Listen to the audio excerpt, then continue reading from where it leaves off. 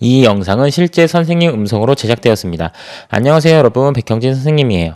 지난 시간에는 거인 티아치의 딸인 스카디가 자신의 아버지를 죽인 것에 대한 복수를 하러 찾아왔지만 아스가르드의 신들과 협상을 통해 세 가지 보상을 해주는 조건으로 평화롭게 일을 마무리하기로 했죠. 첫 번째는 신들 중에서 남편을 골라 결혼은 한다는 것이었는데 대신 커튼으로 얼굴과 몸을 가리고 발만 보고 골라야 했어요. 스카디는 그 중에서 가장 아름다운 발을 골랐는데 남편으로 원했던 발드르가 아니라 전차의 신 요르드를 선택하고 말았어요. 두 번째는 스카디가 웃음을 다시 찾을 수 있도록 해주는 것이었는데 로키가 자신의 머리카락과 염소의 수염을 묶어서 줄이 당겨질 때마다 고통의 비명을 지르는 것을 보고 크게 웃을 수 있었어요. 마지막으로 사람들에게 티아치가 잊혀지지 않도록 해주어야 한다는 것이 조건이었는데 오딘이 티아치의 두 눈을 하늘로 올려 쌍둥이 별로 만들어주면서 모든 조건을 들어주었고 이야기는 그렇게 마무리가 되었어요. 선생님이 이야기의 사건이 벌어진 시간과 장소에 따라 내용을 간추려 보았는데 잘 들었나요? 여러분도 이야기를 듣고 이런 식으로 정리를 몇 번 해보면 몸에 익어서 이야기 내용을 간추리는 것이 쉬워질 거예요. 알겠죠? 그럼 새로운 이야기를 들려주도록 할게요. 신들이 바다 끄트머리에 있는 에기르에 거대한 궁전에 도착했을 때 이야기예요. 에기르는 바다 거인들 중에서 지위가 높은 편에 속하는 거인이었어요. 그의 아내 란은 바다에 빠져 죽은 이들을 자기 그물로 걷어들이는 일을 하는 여인이었고요. 그리고 그들의 9딸들은 바다의 파도들이에요. 우리가 왔소! 일행의 선두에 선 토르가 말했어요. 우리를 위해 연회를 열어주시오. 에기르는 신들에게 음식을 제공하고 싶은 마음이 전혀 없었지만 그렇다고 신들과 싸우고 싶지도 않았어요. 에기르는 잠시 생각하더니 토르의 눈을 들여다보면서 이렇게 말했어요. 내가 당신들이 참석해본 연회 중에서 가장 근사한 연회를 열어주겠소. 내 하인 피마팽이 당신들 모두를 부지런히 시중 들면서 당신들 배를 다 채우고도 남을 만큼 풍족한 음식과 다 마시지 못할 만큼 많은 술을 가져다 줄 거요. 그런데 한 가지 조건이 있어. 연회를 열려면 먼저 당신들 모두를 위한 술을 양조할 수 있을 만큼 커다란 가마솥을 가져다 줘야 하오. 당신들은 수가 무척이나 많고 식욕들도 대단하지 않소? 에기르는 신들에게 그런 가마솥이 없다는 걸 잘 알고 있었어요. 그리고 가마솥이 없는 이상 에기르는 연회를 열어줄 필요가 없었어요. 토르는 다른 신들에게 조언을 구했지만 토르가 물어본 신들 모두 세상에 그런 가마솥은 존재하지 않는다고 말했어요. 토르는 마지막으로 전투의 신, 전쟁의 신 티르에게 물어봤어요. 티르는 유일하게 남은 왼손으로 턱을 긁적이면서 말했어요. 이 세상 바다의 다른 쪽 끄트머리에 히미르라는 거인들의 왕이 살고 있네. 히미르는 깊이가 5km나 되는 가마솥을 가지고 있지.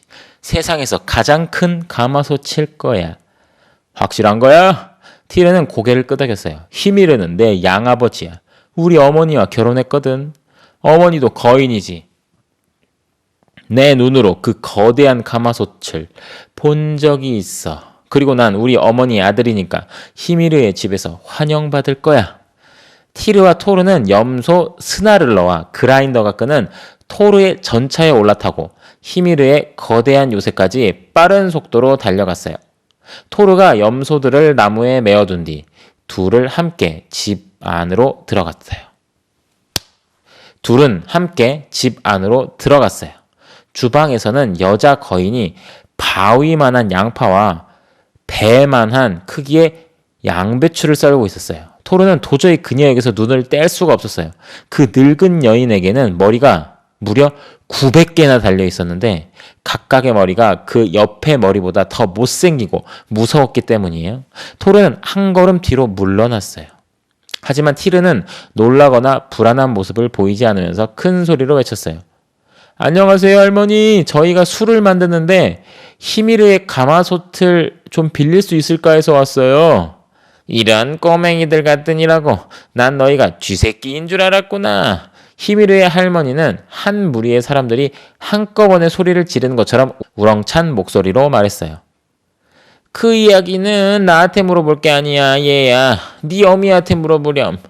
늙은 여인이 손님이 왔어. 네 아들이 친구를 데리고 왔구나. 라고 외치자 잠시 뒤에 다른 여자 거인이 주방으로 들어왔어요. 히미르의 아내이자 티르의 어머니였어요. 그녀는 금색 천으로 만든 옷을 입고 있었는데 시어머니의 무시무시한 외모와 달리 무척이나 아름다웠어요. 그녀는 거인들이 쓰는 골무 중에서 가장 작은 크기의 골무를 2개 가져왔어요. 그 안에는 맥주가 담겨 있었어요. 토르와 티르는 양동이만한 골무를 꽉 움켜쥐고 감탄을 하며 맥주를 들이켰어요. 아주 맛있는 맥주였어요.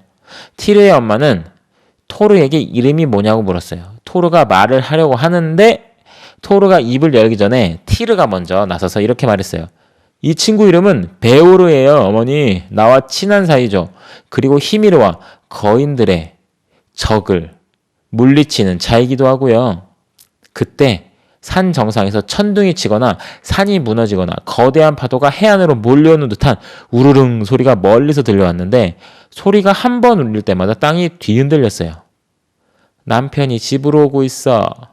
티르의 엄마가 말했어요. 난 그의 부드러운 발소리를 멀리서도 들을 수 있단다. 우르릉 거리는 소리가 점점 분명해지면서 빠르게 가까워지는 듯 했어요. 남편은 집에 돌아올 때 화가 나 있는 경우가 많아 몹시 노해서 잔인하게 굴지. 손님들도 험악하게 대하고 티르의 엄마가 경고했어요. 저기 저 주전자 아래에 숨어서 남편 기분이 쾌활해질 때까지 기다렸다가 나중에 나오는 게 어때? 티르의 엄마는 주방 바닥에 놓인 주전자 아래에 티르와 토르를 숨겼어요. 그곳은 깜깜했지요. 토르와 티르는 땅이 흔들리는 느낌과 문이 쾅 닫히는 소리를 듣고 히미르가 집에 돌아온 걸 알았어요. 티르의 엄마가 남편에게 자기 아들과 그 친구가 손님으로 왔으니 품위 있는 집주인처럼 진중하게 행동해야 하고 절대 그들을 죽여서는 안 된다고 말했어요. 어째서? 거인의 목소리는 크고 심통사나웠어요. 티르의 엄마는 차분한 목소리로 말했어요. 한 명은 우리 아들 티르예요. 기억나죠? 그리고 우리 아들보다 약간 키가 큰 쪽은 베오르고요. 친절하게 대하셔야 해요. 뭐? 토르라고? 우리 적 토르? 다른 누구보다 심지어 다른 거인들보다 많은 거인을 죽인 그 토르! 내가 만나기만 하면 당장 죽여버리겠다고 맹세한 그 토르 말이지.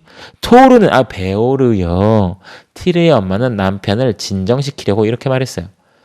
토르가 아니라 베오르라고요.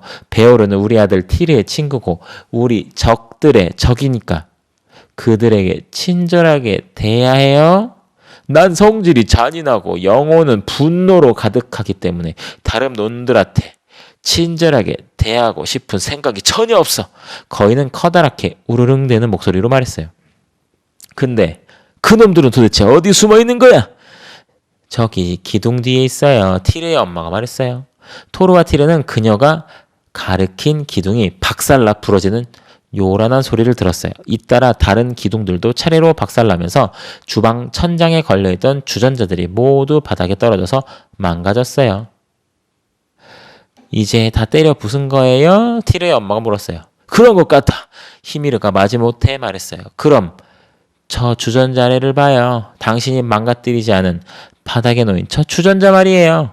히미르가 티르와 토르가 숨어있는 주전자를 들어 올리는 동시에 토르와 티르는 잔뜩 찌푸린 표정으로 부르퉁하게 노려보는 거대한 얼굴을 올려다보게 되었어요. 이자가 거인의 왕인 히미르라는 걸 토르는 알고 있었어요. 히미르의 턱수염은 한 겨울에 얼음으로 뒤덮인 나무가 빽빽하게 들어선 숲 같았고 눈썹은 엉겅퀴 밭 같았으며 내뱉는 숨결에서는 늪지에 쌓아둔 두엄 더미처럼 코를 찌르는 악취가 났어요. 안녕 티르. 히미르가 별 감흥 없는 목소리로 말했어요. 안녕하세요 아버지. 티르 또한 그게 가능한지는 몰라도 히미르보다 더 성의 없는 태도로 대꾸했어요. 내 집에 손님으로 왔으니 함께 저녁이나 먹자. 히미르는 이렇게 말하면서 손뼉을 쳤어요. 홀의 문이 열리면서 하인이 거대한 황소를 끌고 들어왔는데 가죽에서는 빛이 나고 눈은 훤하고 뿔은 날카로웠어요. 그 뒤에는 한층 더 근사한 황소가 따라왔고 마지막 세 번째 황소는 앞에 두 마리보다 더욱 멋졌어요. 이건 지금 존재하는 모든 황소들 가운데 가장 근사한 놈들이야. 미드가르드나 아스가르드에서 키우는 동물들보다 훨씬 덩치가 크고 살도 잘 올랐지. 히미르가 자랑스럽게 얘기했어요. 나는 이 소들이 정말 자랑스러워. 내 보물이자 내 눈의 즐거움이지. 꼭 내 자식처럼 대한다고. 그러더니 잠시 히미르의 찡그린 얼굴이 부드럽게 펴지는 듯해 보였어요. 머리가 900개인 할머니가 황소들을 모두 죽이고 가죽을 벗긴 뒤 거대한 요리용 솥에 던져 넣었어요. 쉬 소리를 내며 타오르는 불 위에 걸린 솥은 거품을 내면서 끓었고 할머니는 떡갈나무만한 커다란 숟가락으로 솥을 저었어요. 늙은 여자 거인은 요리를 하는 동안 혼자 노래를 불렀는데 마치 노파 1000명이 동시에 목청껏 노래하는 듯한 소리가 났지요. 곧 음식이 완성되었어요. 너희들은 여기 손님으로 왔으니 격식 차릴 필요 없다. 솥에서 먹을 수 있는 만큼 실컷 떠먹어라. 히미르는 호탕하게 말했어요. 이 방문객들은 몸집도 저렇게 작으니 먹으면 얼마나 먹겠는가. 게다가 황소는 저렇게 거대하지 않은가? 히미르는 생각했어요. 토르는 그럼 사양하지 않겠다고 말하고는 혼자서 황소 2마리를 차례차례 모두 먹어 치워버렸어요. 토르가 먹은 자리에는 살을 깨끗하게 발라낸 뼈 외에는 아무것도 남지 않았어요. 그리고는 만족스럽게 트림을 했죠. 자네 정말 많이 먹는군 베오르. 히미르가 말했어요. 여기 있는 자들 모두가 며칠 동안 먹을 수 있는 양의 음식이었는데 말이야. 아무리 거인이라도 지금까지 내 황소를 2마리나 한꺼번에 먹어 치운 자는 없었어. 토르가 대답해요. 배가 고팠거든요. 그리고 딴 생각을 좀 하느라고 제가 그렇게 많이 먹는 줄도 몰랐습니다.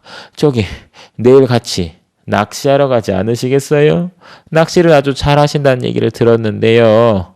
히미르는 자신의 낚시 실력이 뛰어나다는 자부심을 갖고 있었어요. 난 아주 뛰어난 낚시꾼이지. 같이 가서 내일 저녁 먹을 거리를 잡아올 수도 있겠군. 저도 낚시 실력이 꽤 괜찮은 편입니다. 토르가 말했어요. 토르는 사실 지금까지 낚시를 해본 적이 없지만 낚시가 어려워봤자 얼마나 어렵겠느냐고 생각하며 이야기했어요. 그럼 내일 새벽에 선창에서 만나지. 그날 밤 거대한 침실에 든 티르가 토르에게 말했어요. 자네가 지금 무슨 짓을 저지른 건지 알았으면 좋겠군. 물론 잘 알지. 토르가 대꾸했어요. 하지만 사실은 그렇지 않았어요. 토르는 그저 자기가 지금 하고 싶은 일을 하는 것 뿐이었어요. 그리고 그게 바로 토르가 제일 잘하는 일이었고요. 자, 오늘의 이야기는 여기까지예요. 이야기는 잘 들었나요? 새로운 이야기가 시작되었네요. 에기르라는 거인이 사는 성에 찾아간 신들에게 음식을 내어주기 싫었던 에기르가 엄청나게 큰 가마솥이 있어야만 술을 만들 수 있다고 하면서 커다란 가마솥을 가져다 줄 것을 신들에게 말했고요. 그래서 티르는 거인의 왕이자 자신의 양아버지인 히미르에게 찾아가 가마솥을 빌리려고 했는데 가마솥은 안 빌리고 토르가 거인의 왕 히미르와 함께 낚시를 갈 약속을 덜컥 해버렸네요. 이 이야기가 어떻게 흘러갈지 감도 잘 잡히지 않아요? 여러분은 어떤가요? 여러분은 뒷이야기가 어떨지 좀 상상이 되나요? 이 뒤에 어떤 일이 생길 것 같나요? 한번 상상해 보세요. 그럼 여러분의 상상이 맞는지는 다음 시간에 한번 확인해 봅시다. 그럼 안녕!